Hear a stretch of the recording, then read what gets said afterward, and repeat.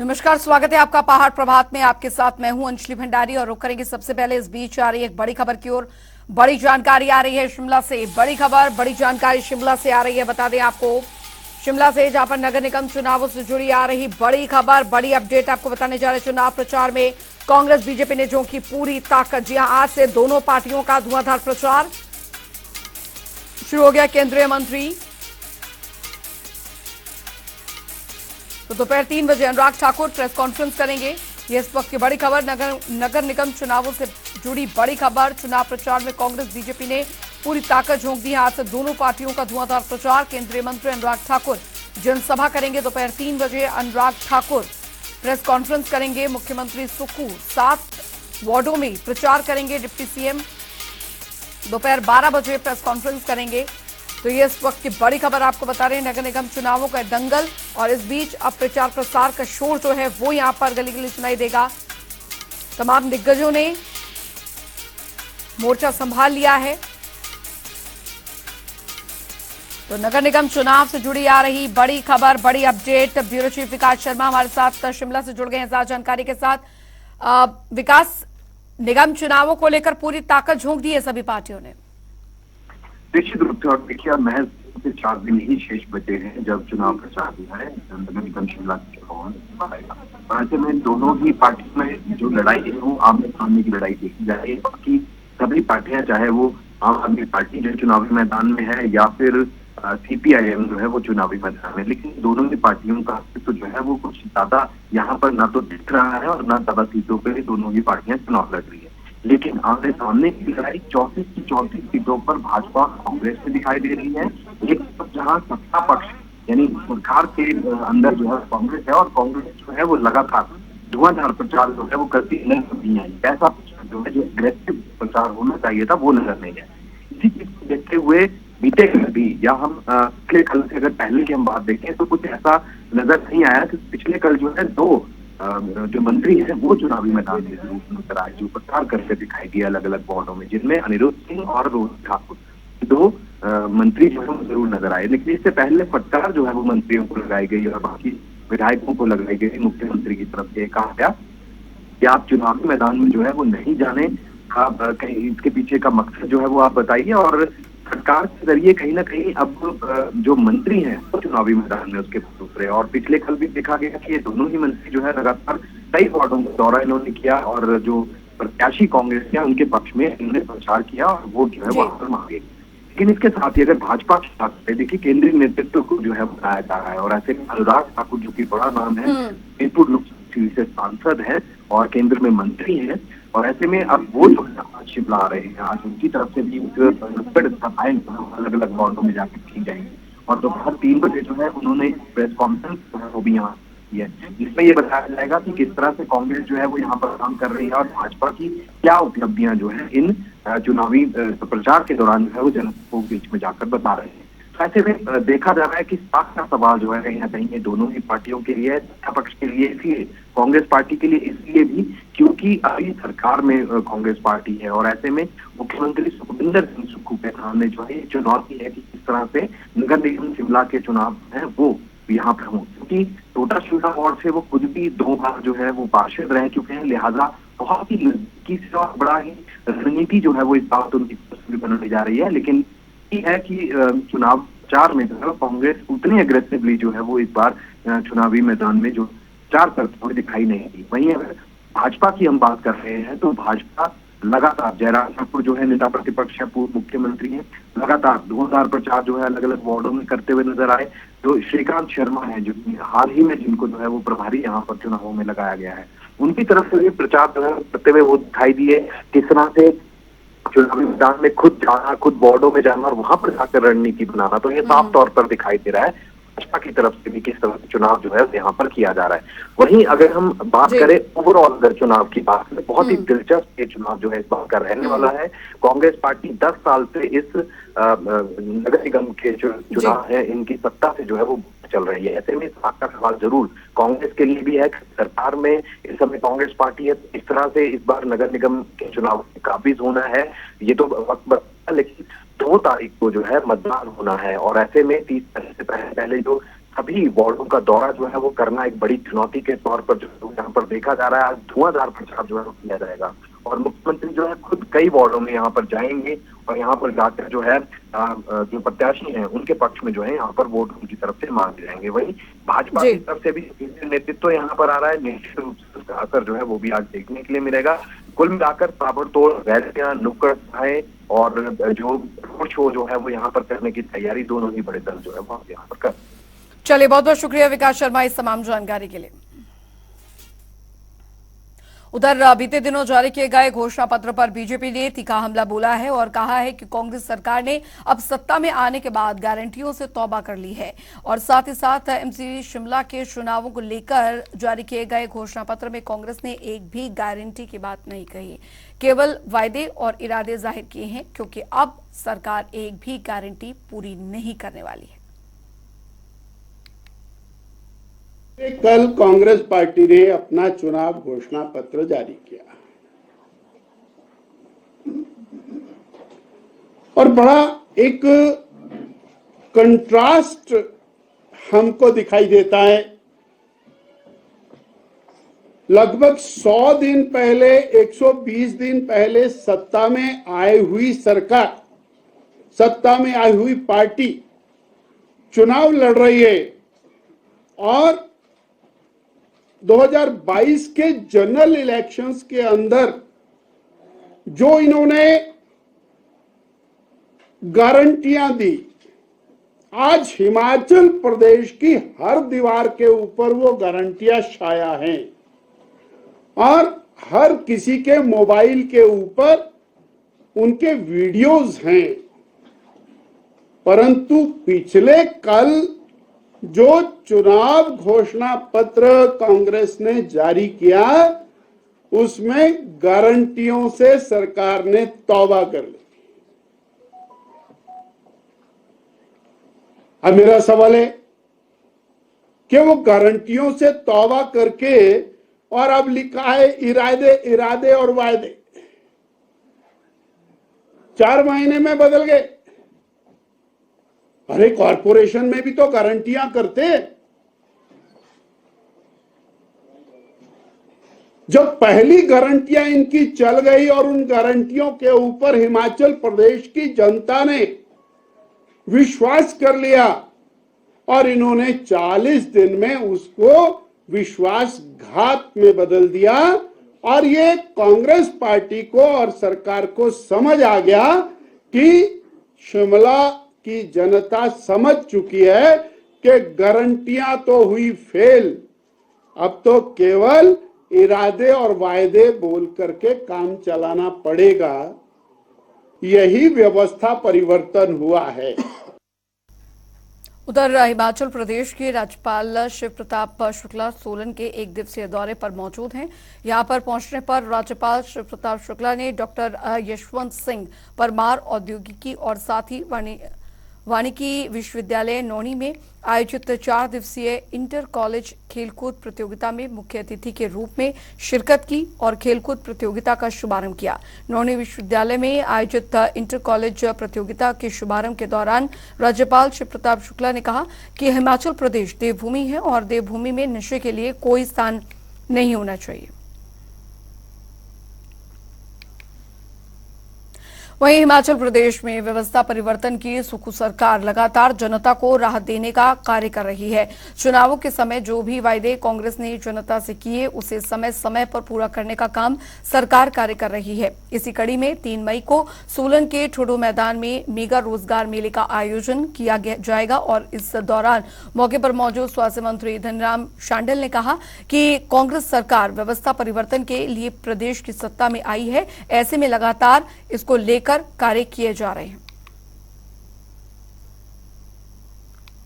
वहीं NSS cadets और अब कुल्लू से ही उड़ान भर पाएंगे। आपको बता दें, दरअसल भूंतर एयरपोर्ट से अब माइक्रोलाइट एयरक्राफ्ट ने अपनी सफल उड़ान भरी है। जल्द ही भूंतर एयरपोर्ट में एयरक्राफ्ट के हैंगर का निर्माण कार्य पूरा कर दिया जाएगा। निर्माण कार्य पूरा होने के बाद एनसीसी कैडेट्स यहीं से उड़ान भर पाएंगे। इससे पहले एनसीसी कैडेट्स को फ्लाइंग ट्रेनिंग के लिए पटियाला जाना पड़ता था।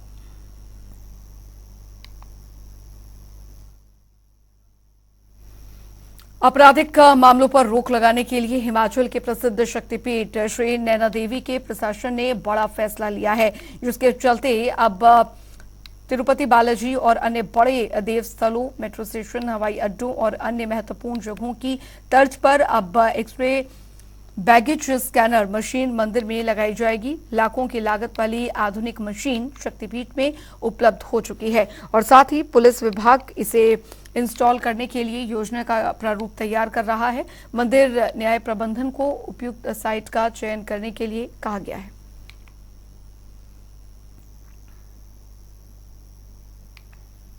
सरकार बेहतर शिक्षा देने के लाखों दावे करती है, लेकिन शिक्षा के स्तर को बेहतर बनाने के दावे कैसे चंबा में फेल हो रहे हैं, आप ये रिपोर्ट देखिए।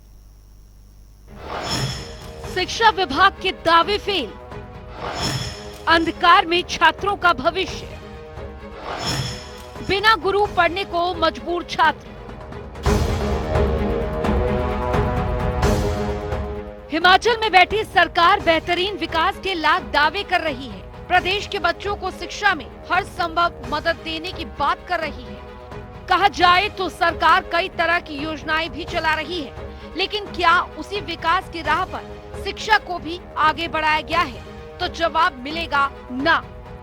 ऐसा इसीलिए क्योंकि चंबा के राजकीय वरिष्ठ माध्यमिक स्कूल में स्टाफ की कमी है, जहां बच्चे बिना गुरु के शिक्षा लेने को मजबूर हैं, वो भी 12वीं कक्षा के, जहां टीचर की कमी का खामियाजा छात्रों को भुगतना पड़ रहा है। स्टाफ की कमी के चलते 230 छात्र छात्राओं की पढ़ाई पर इसका असर पड़ रहा है। स्कूल में आधा दर्जन से अधिक अध्यापकों के पद रिक्त चल रहे हैं, लेकिन फिर भी किसी ने स्कूल की सुध नहीं ली। हमारे स्कूल में स्टाफ को लेकर बहुत दिक्कत है। आजकल अनेक विद्यालयों में science, commerce, non medical, medical अन्य क्लास से पढ़ाई जाती है, लेकिन हमारे विद्यालय में आर्ट्स है, लेकिन फिर भी यहाँ पर टीचरों की बहुत समस्या है। यहाँ पर अनेक पद टीचरों के खाली हैं, जिससे हमें पढ़ने में बहुत दिक्कत आती है। हमारा शिक्षा विभाग से एक विनम्र अनुरोध है कि हमारे विद्यालय में जल्दी से जल्दी इन पदों को पूरा किया जाए, ताकि हमें पढ़ने में कोई भी कठिनाई ना हो। हमारे स्कूल में स्टाफ की कमी है। मैं +2 में पढ़ती हूँ और हमारे यहाँ पे पॉलिटिकल, हिंदी और हिस्ट्री के लेक्चरार नहीं है, तो मैं सरकार से अनुरोध करना चाहूँगी कि इन पदों को जल्दी से जल्दी भरा जाए। हमारे स्कूल में काफ़ी समस्याएं, उससे रिलेटेड हमारे टीचरों में हमारे सिर्फ 3 लेक्चर हैं। एक इंग्लिश के लेक्चरर, पॉलिटिकल साइंस के लेक्चरर्स नहीं है, और इकोनॉमिक्स के और फिजिकल एजुकेशन के।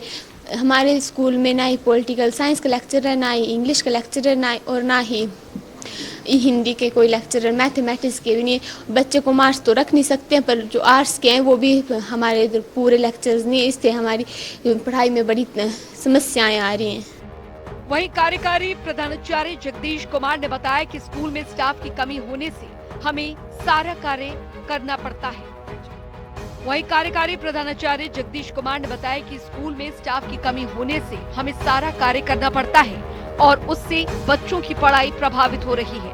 कई बार सरकार से मांग की है कि खाली पड़े पद भरे जाएं, लेकिन इस ओर किसी का ध्यान नहीं जाता। ये अवगत करवाना चाहता हूँ सरकार से या विभाग से कि हमारे विद्यालय में जो कि बीपीओ स्कूल है और यहाँ पे विभिन्न लेक्चरर्स के विभिन्न पद जो हैं वो खाली चले हुए हैं, जिनमें इतिहास, मैथमेटिक्स, हिंदी और प्रधानाचार्य के पद जो है वो पिछले काफ़ी समय से खाली चले हुए हैं। और उन पदों को भरने के लिए सरकार ने प्रयास भी किए थे और पिछले पदोन्नति के समय में यहाँ पे 2-3 ऑर्डर हुए थे, जबकि उन लेक्चरर ने यहाँ पे ज्वाइन नहीं किया था। तो अभी 2-3 लोग हैं जो इंग्लिश से हैं और इकोनॉमिक्स से हैं और डीपी हैं, जो कि ऊपर +1-2 को देख रहे हैं। तो हमारे पास क्लैरिकल की भी कोई पोस्ट नहीं है और दूसरा कोई असिस्टेंट है वो भी नहीं है, और वो भी सारा काम हमारे अध्यापकों को ही करना पड़ता है। सरकार के बेहतर शिक्षा देने के दावे का इस बात से अंदाजा लगाया जा सकता है कि बिना गुरु पढ़ाई करने वाले छात्रों का भविष्य कैसा होगा। वहीं अब सवाल ये भी कि छात्रों को कब तक टीचर्स मिलते हैं, कब खाली पड़े पद भरे जाते हैं, ये तो आने वाला समय बताएगा। जनता टीवी के लिए चंबा से मोहम्मद आशिक की रिपोर्ट। हिमाचल प्रदेश, ये नाम सुनकर मन में गगनचुंबी पहाड़, बहते झरने और साथ ही साथ खूबसूरत वादियों की तस्वीर सामने आ जाती है। लेकिन इसी खूबसूरती में एक इमारत ऐसी भी है जो कि शिमला के उस अतीत को समेटे है जो कि आजादी से लेकर बंटवारे तक की रूपरेखा की साक्षी बनी है। हम बात कर रहे हैं मशोबरा स्थित राष्ट्रपति निवास द रिट्रीट की। दरअसल इस खास रिपोर्ट में देखिए अतीत को समेटे द रिट्रीट की कहानी। हिमाचल प्रदेश की खूबसूरत वादियां एक ऐसी इमारत को समेटे हुए हैं जिसने आजाद भारत के उन चुनिंदा पलों को जिया है जिसका शायद ही किसी ने अनुभव किया हो। इस इमारत का नाम है हिमाचल प्रदेश में शिमला स्थित राष्ट्रपति निवास द रिट्रीट। ये अब आम लोगों के लिए भी खुल चुका है। राष्ट्रपति द्रौपदी मुर्मू ने शिमला में अपने दौरे के दौरान द रिट्रीट खोलने का ऐलान किया था और इसके बाद औपचारिक तौर पर राष्ट्रपति निवास लोगों के लिए खोल दिया गया है। स्थानीय लोगों के साथ साथ बाहर से आने वाले सैलानियों के लिए ये शिमला में आकर्षण का एक नया केंद्र बन गया है। अतीत के पन्नों में राष्ट्रपति निवास। मशोबरा स्थित राष्ट्रपति निवास द रिट्रीट को पूर्व में प्रेसिडेंशियल रिट्रीट कहा जाता था। 173 साल पुरानी इस ऐतिहासिक इमारत का निर्माण कोटी रियासत के राजा ने 1840 में कराया था। ये भवन 8000 फीट की ऊंचाई पर बना हुआ है। इस भवन की खासियत है कि ये दाजी दीवार के साथ लकड़ी के ढांचे से बना है। राष्ट्रपति अमूमन गर्मियों के मौसम में देवदार के पेड़ों से घिरे रिट्रीट में आते हैं, लिहाजा इस ऐतिहासिक इमारत की अहमियत और बढ़ जाती है। हालांकि एक निश्चित राशि अदा करके इस एहसास को करीब से महसूस किया जा सकता है। इसके लिए भारतीय नागरिकों के लिए 50 रुपए प्रति व्यक्ति, विदेशी नागरिकों के लिए 250 रुपए प्रति व्यक्ति, सभी सरकारी स्कूलों के छात्रों के लिए 30 जून तक प्रवेश निशुल्क रहेगा। इसके अलावा कुछ खास मौकों पर राष्ट्रपति निवास बंद रहता है, जिसमें सोमवार, राजपत्रित अवकाश, राष्ट्रपति का आगमन शामिल है। आकर्षण की इमारत। द रिट्रीट में आकर्षण के लिए बहुत सी ऐसी नायाब जगह और चीजें हैं जिन्हें देखकर हर कोई मंत्रमुग्ध रह जाएगा। इनमें राष्ट्रपति के जीवन से जुड़ी विभिन्न स्मृतियां, डाइनिंग हॉल और कलाकृतियां, हरियाली से भरपूर यहाँ के बगीचे, ट्यूलिप गार्डन और राष्ट्रपति निवास स्थित नेचर ट्रेल का लुत्फ उठा सकते हैं। लोग राष्ट्रपति निवास के भ्रमण के लिए राष्ट्रपति भवन की आधिकारिक वेबसाइट rashtrapatibhavan.gov.in पर ऑनलाइन बुकिंग कर सकते हैं। इसके साथ ही आपको बता दें कि शिमला के राष्ट्रपति निवास से पहले नई दिल्ली का राष्ट्रपति भवन और हैदराबाद का राष्ट्रपति निवास भी आम लोगों के लिए खोला जा चुका है और इन तीनों जगहों पर ही भारी संख्या में लोग परिसर में भ्रमण करने के लिए पहुंचते हैं। स्पेशल डेस्क, जनता टीवी।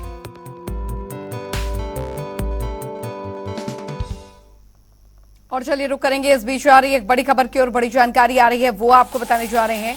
शिमला के आईजीएमसी अस्पताल में आग जनी, ये इस वक्त की बड़ी खबर। नए ब्लॉक में भयंकर आग से अफरा तफरी मच गई है। फिलहाल कोई जानी नुकसान की खबर नहीं है, ये जानकारी फिलहाल मिल रही है। बता दें आग लगने के कारणों का अभी पता लगाया जा रहा है। शिमला के आईजीएमसी अस्पताल में आग जनी हुई है। नए ब्लॉक में भयंकर आग से अफरा तफरी का माहौल बना हुआ है। फिलहाल कोई जानी नुकसान की खबर नहीं आई है। ये बड़ी खबर, आग लगने के कारणों का पता लगाया जा रहा है।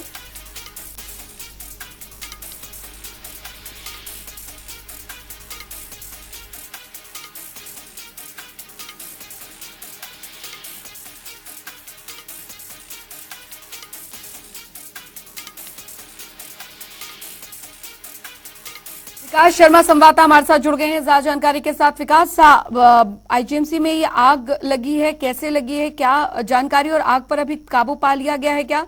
कितना जानी नुकसान? देखिए, दरअसल ये 9 बजे के आसपास की घटना है जब अचानक से जो आईजीएमसी जो कि सूबे का सबसे बड़ा अस्पताल है और ये जिस बिल्डिंग में ये आग आप देख रहे हैं तस्वीरों के माध्यम से, ये नया ब्लॉक बना है जिसे अभी कुछ दिन पहले ही जनता को समर्पित किया गया है मुख्यमंत्री की तरफ से।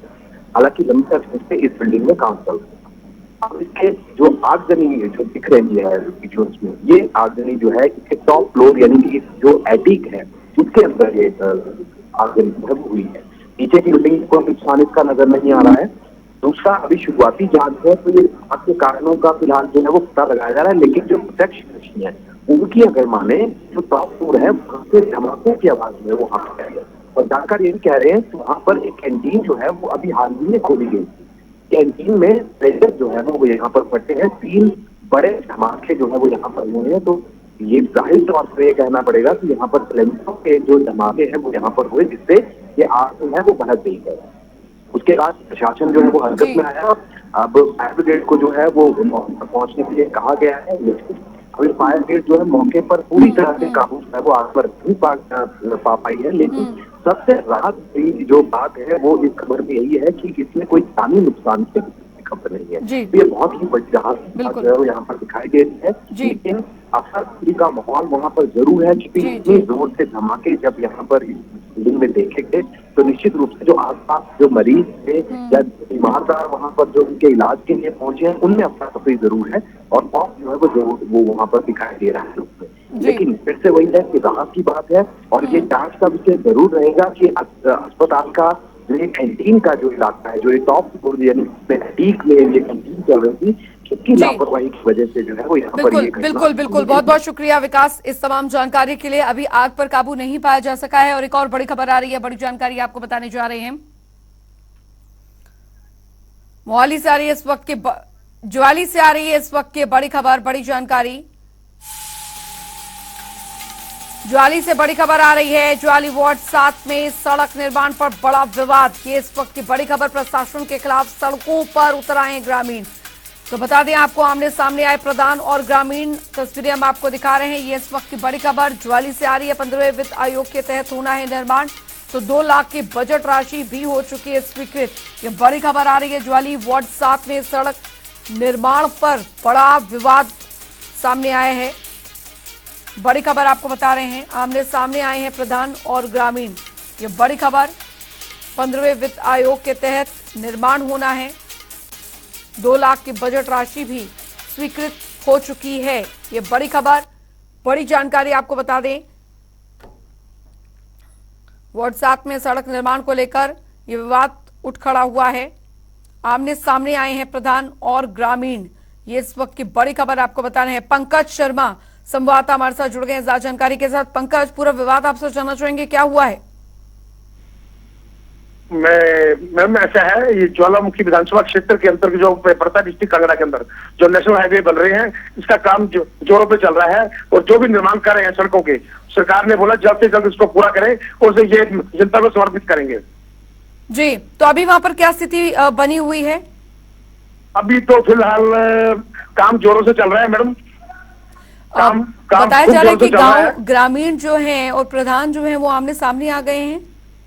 हाँ, ग्राम मतलब जो नेशनल हाईवे की जो प्रॉपर्टी जो इन्होंने ले रखी है ना, कि ग्रामीणों के अंदर जो है वो इन्होंने जो प्रॉपर्टी ले रखी है उनको पैसे डाल दिए हैं, कुछ को पैसे नहीं डाले हैं, वो उस करके आमने सामने आ गए मजदूर और ये दोनों चीजें। चलिए, बहुत बहुत शुक्रिया इस तमाम जानकारी के लिए पंकज।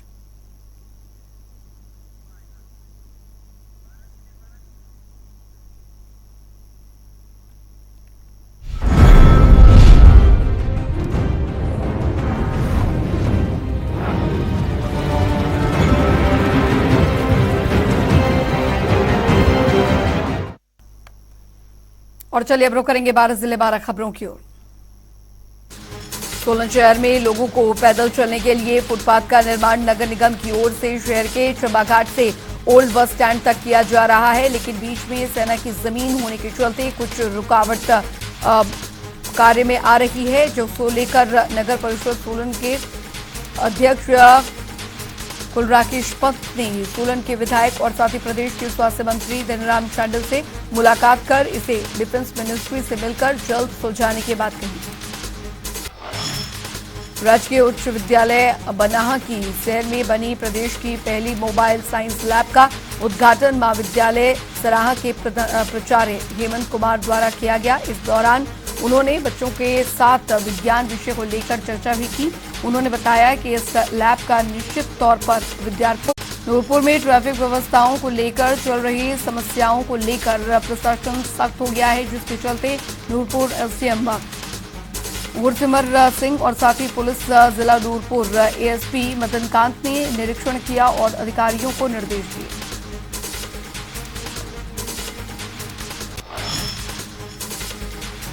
मंडी के कैथल गांव में दरअसल मंडी के कैथल गांव में पांव फिसलने की वजह से एक व्यक्ति की सिंचाई के पानी के टैंक में गिरने से मौत हो गई। सूचना मिलने पर पुलिस चौकी नेहरी की टीम दरअसल मौके पर पहुंचकर शव को कब्जे में लेकर पोस्टमार्टम कराकर परिजनों को सौंप दिया है। नगर परिषद जोगिंदर नगर में अध्यक्ष और साथ ही उपाध्यक्ष की ताजपोशी अभी तक नहीं हो पाई है, लेकिन सरकार की ओर से यहां पर 3 सदस्यों को मनोनीत पार्षद के रूप में नियुक्त किया गया है, जिसमें कि रंजन शर्मा, प्रशांत शर्मा और अधिवक्ता सुमित कुमार शामिल हैं। आपको बता दें, पार्षदों को एसडीएम ने शपथ दिलाई। धर्मशाला में जेबीटी प्रशिक्षुओं ने दरअसल पुलिस ग्राउंड में प्रारंभिक शिक्षा विभाग कचहरी तक प्रदर्शन करते हुए रैली निकाली। धर्मशाला पहुंचे अलग अलग कॉलेजों से छात्रों ने प्रारंभिक शिक्षा विभाग के उपनिदेशक के माध्यम से सरकार को ज्ञापन सौंपा और मांग रखी कि बीएड प्रशिक्षुओं को जेबीटी में शामिल न किया जाए।